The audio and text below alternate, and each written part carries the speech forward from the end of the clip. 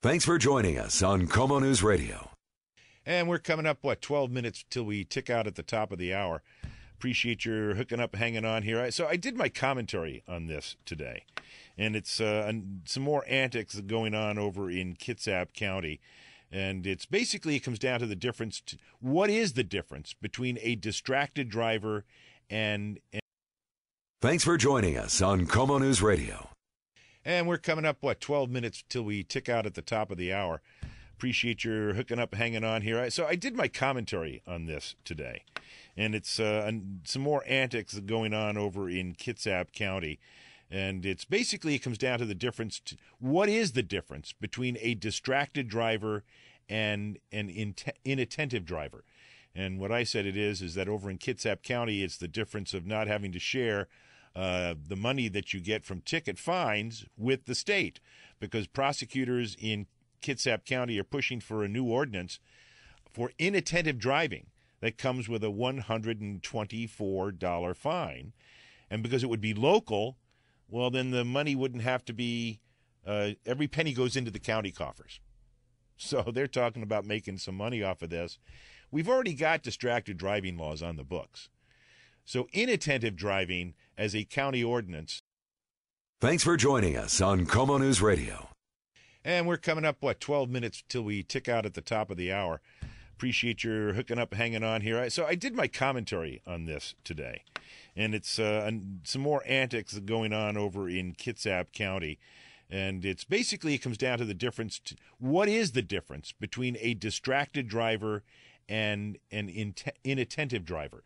And what I said it is that over in Kitsap County, it's the difference of not having to share the money that you get from ticket fines with the state, because prosecutors in Kitsap County are pushing for a new ordinance for inattentive driving that comes with a $124 fine.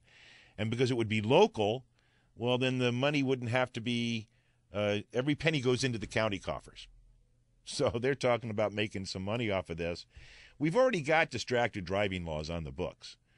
So inattentive driving as a county ordinance would, if you're putting a CD in the disc player, if you're, if you're tilting your head back to take a sip of coffee, or reaching over to pat the baby, or stick the binky back in the baby's mouth because the baby's crying, that you could probably be pulled over for that because it's inattentive driving.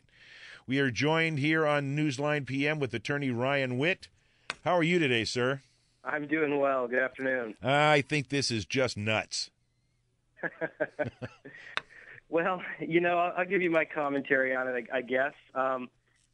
First of all, I heard your Shrammy and everything, and I agree with your sentiment. I guess, first of all, it's Mr. Hauge, but be that as it may, it does upset a lot of people over here.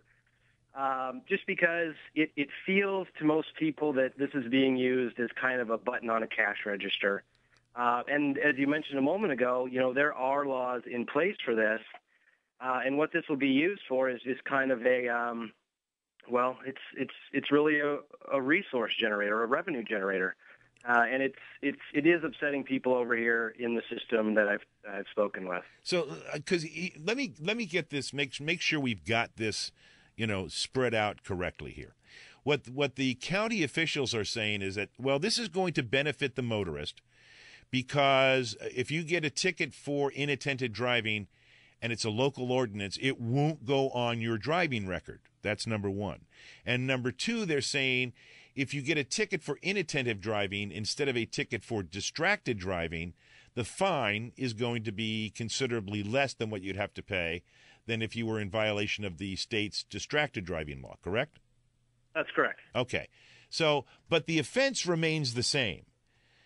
Yeah, and what that is, what you just stated, is that's really the sales pitch.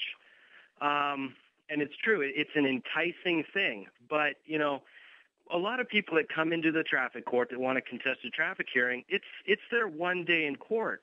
And they really want to be heard. It's important to them. And what it does, I think the inattention statute kind of creates an indefensible statute. It creates an inoffensible or indefensible infraction. Because it comes down to a credibility issue between the person contesting the ticket and the officer. the person are going to have an opinion that, they weren't driving inattentively. And a lot of other infractions that come before the court have a tangible issue that you can argue. But here, the people that really want their day in court are up against the statute that's kind of written, I think, rather ambiguously. So, it creates a problem in that manner as well. And, the fact that it's really put in place, I guess if you turn back a couple months to explore how this came about, Mr. Hauge was, I guess, in budget talks with the county commissioners, and the proposal was to cut a prosecutor. So this was his, I guess, position to keep that prosecutor on, was to come up with something creative to bring the county more income. So, while he's estimating that it's going to bring in, I think the number he proposed was about $148,000. While it may bring in some money because you're putting this in front of people and they're likely to take it, I think what the prosecutor is also doing is just spreading money around. That I think by staffing the court with a prosecutor, you're kind of just, while it might save the prosecutor some money by bringing money in and allowing them to save a prosecutor, it just costs other departments more because you're going to have to, staff more court clerk time or more judge time, or, possibly bring in judge pro tem. So, I think it would be hard to track this and do a good accounting of if this is actually even saving the county or making the county money. Yeah, this was, and the two separate issues here, and the one is the prosecutor in the traffic court, which you're right. I talked about that about a month ago or so, and I did give Hauge the Shrammy on that one. But there, and again, I'll tell you what, it raises the hackles on the back of my neck when we start talking about doing things and creating new laws that are effectively calculated on how much they can fatten the budget as opposed to what the public benefit's going to be. And I'm seeing more and more from communities that are strapped financially and facing budget problems coming to the table with creative ways of, picking the taxpayer's pocket in new and different ways. And I see this inattentive driving law as just that. I think if Mr. Hauge would have come out and said he was putting a prosecutor in the courts to, enforce the laws of the state of Washington, I and most other people would have had a different opinion and probably gotten behind that. But, it was so publicly put out there that a prosecutor is being put in there to generate revenue. Well, it just sits poorly with most people that I've talked to over here.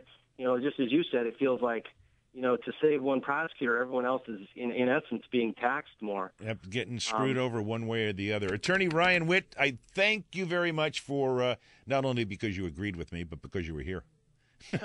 Hey, it's probably more than a 5-minute topic. It is. I think it is. Yeah, and I'd be glad to talk to you any other time, or we're at kitsapdefense.com to learn more. All right, thank you. Appreciate it a lot. Yeah, we got some traffic and weather coming your way.